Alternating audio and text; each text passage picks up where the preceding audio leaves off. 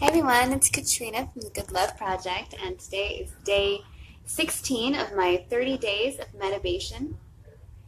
So, medibation is a solo tantric sacred sexuality, mindful sexuality practice, which involves basically it's meditation plus masturbation. So, it's mindful self love. And I've been on this practice for 2 weeks now, trying to go daily. Had a few breaks here and there, but we're going for a full 30 days nonetheless. I just finished my session, feeling really good. And yeah, so let's get into it. So earlier in the series, I talked about Mula Bandha, and I've talked quite a bit about some different kinds of pranayama or yogic breath work, breathing exercises. And I've touched on connecting your breath with some pelvic exercise, and so I want to go a little more deeply into that. So the next couple of days, I'm going to focus a lot on pelvic floor fitness and how to enhance your practice by creating quite literally creating a strong foundation of creating a strong pelvic floor, but also a strong foundation mentally, spiritually, with having that strong connection and awareness of your pelvic floor. And so a good place to start is with pelvic floor breathing. So that is what I focused in on today. So we'll start there. Now, pelvic floor breathing, basically, when we think of diaphragmic breathing into your belly, which you'll hear in yoga class a lot. When we think of a diaphragm, we mostly think about our first diaphragm, which is the abdominal diaphragm, just under your lungs, that helps you breathe. The pelvic floor itself is actually also a second diaphragm, and it kind of sits like a hammock at the bottom of your body, supporting all your organs. And it's a lot of musculature and tendons that all crisscross over each other, and so it's connected to a lot of different things. And you can bring your attention to your pelvic floor and bring that diaphragm into your breathing as well. And this is really important for a lot of the other sacred sex practices that I've talked about, especially when it comes to moving your kundalini energy, your sexual energy, moving it up the body, moving it through your different channels. It all starts in the pelvic floor, and it starts with the breath. So the way to learn to breathe with your pelvic floor is first as most of us tend to breathe up here, high up in the chest. If anyone's ever told you take a deep breath and you went like this, we don't actually need our shoulders to breathe, but so often that's what we visually think of. We think of our lungs right here and expanding all of this, and so we breathe up high into our chest, into our shoulders, into our throats, and that's actually stress breathing. That's actually how you breathe when you're under stress, when you're frightened, when you're in anxiety. And it tells your body, you're not safe. It's scary. Something bad is happening. And so then your brain starts to release stress chemicals. And we do this a lot. So first, learning to breathe with your diaphragm, breathing into your belly.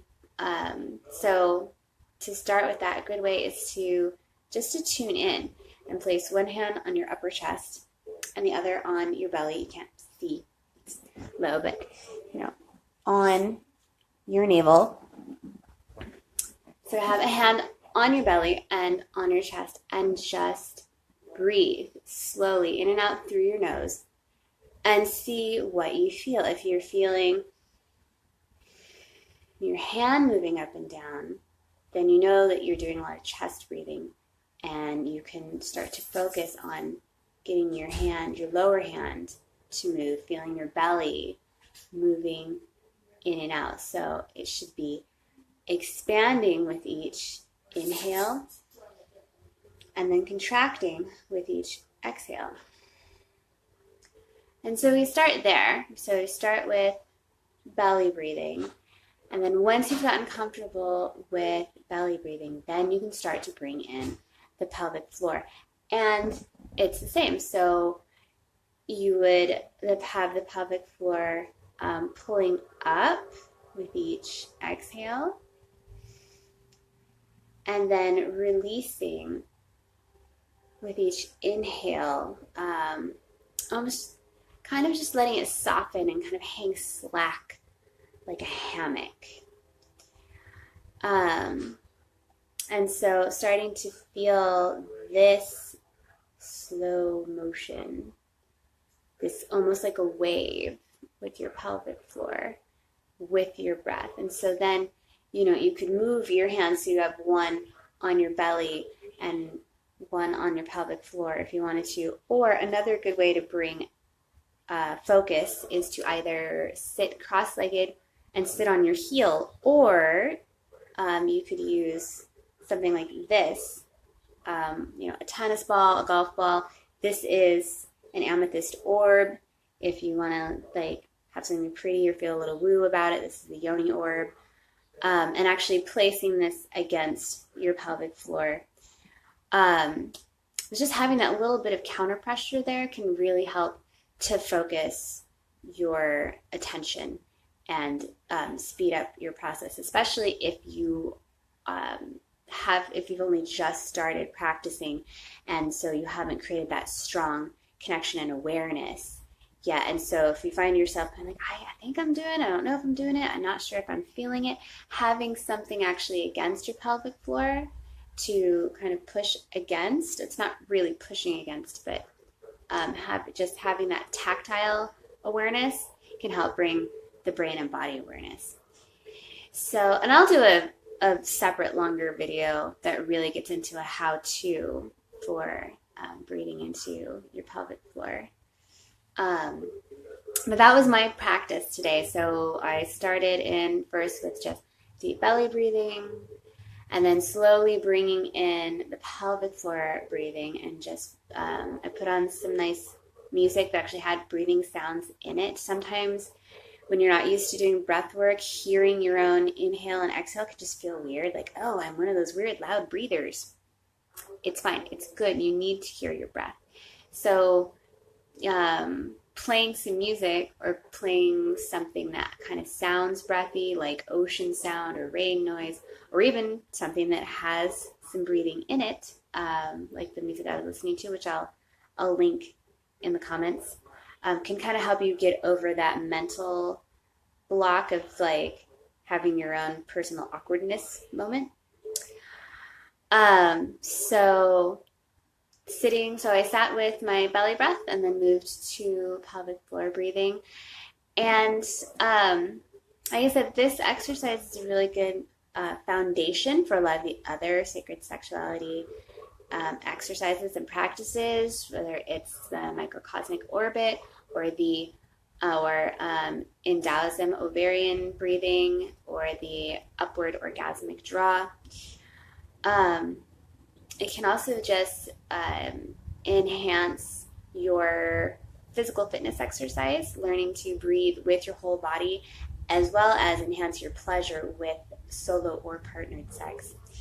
And it can, on your own, it can also lead to a kind of orgasm called a breathgasm, where you actually breathe yourself to climax. And that was where I led today.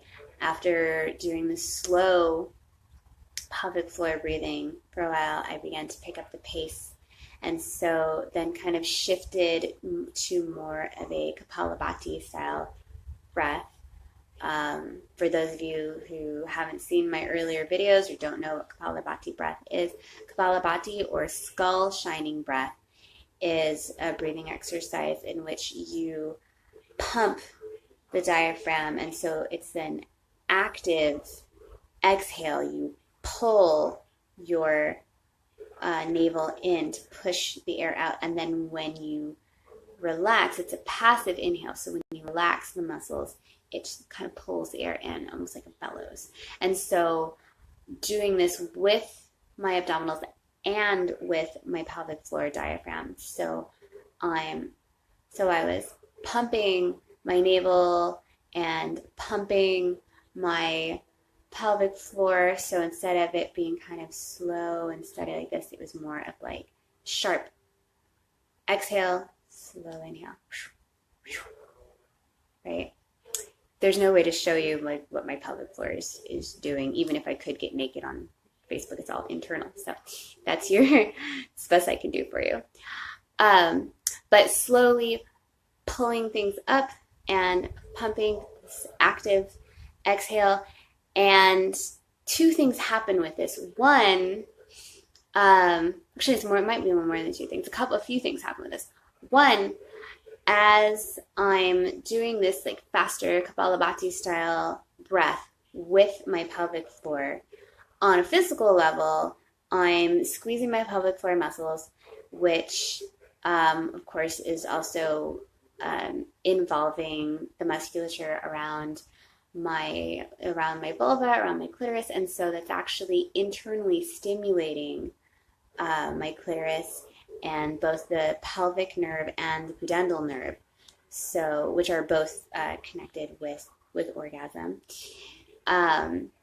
So almost like I'm kind of like stroking myself off from the inside with my own muscles. So there's that happening. Also, on the more woo side, I'm stoking my Agni, my inner fire, and stoking my sexual fire, my Kundalini energy, my Jing, and getting that worked up and pulling it up my body. And then, of course, as I'm breathing faster, it's mimicking it's mimicking the breath that I might have when I am aroused. So as I'm making these aroused type sounds, I'm becoming aroused in sort of a fake it till you make it kind of way. And so all of this is building the sounds, the breath, the energy, the muscular tone, until eventually it just happened, and I have this beautiful breathgasm just opened me up, and I felt like just the tingles all through my body. I had myotonia, where my muscles started taking over on their own.